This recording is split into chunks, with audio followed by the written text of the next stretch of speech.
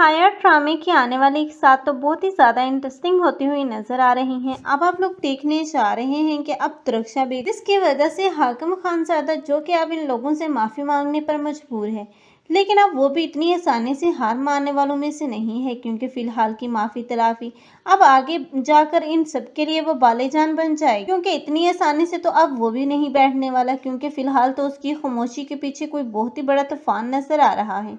लेकिन ये हाया ही इस तूफान की लपेट में आएगी, क्योंकि हाया जो कि अपने कारनामों में सबसे आगे है और सबसे माहिर है कि अब उसने किस वक्त कौन सी चाल चलनी है।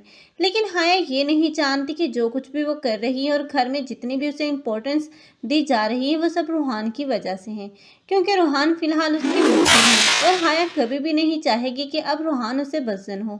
इसीलिए तो अब वो उसके आगे पीछे घूम रही है, ताकि एक तरफ से वो अपने मकसद में कामयाब रहे और दूसरी तरफ से वो रूहान से अपनी जान छुड़वा सके। लेकिन अब रूहान कब तक बर्दाश्त करेगा और कब तक इसकी बेरुखी को देखेगा। आखिर एक न एक दिन तो अब रूहान के दिल में भी ये बात जन्म लेना शुरू कर देगी कि आखिर हाय ये सब कुछ क्यों कर रही है। और जब इरम हो सकता है कि अब वो भी रूहान के दिल में कोई ऐसी बात डाल दे जिसके बाद रूहान ये सोचने पर मजबूर हो जाए कि हो सकता है कि हाया ही इस सब के पीछे हो। लेकिन हाया इतनी आसानी से तो अब रूहान को अब किसी की बातों में नहीं आने देगी, बल्कि वो जानती है कि उसने हर मामले को कैसे घुमाना है और उलट उलट पुलट करके अब मामला उसी पर ही डालना है।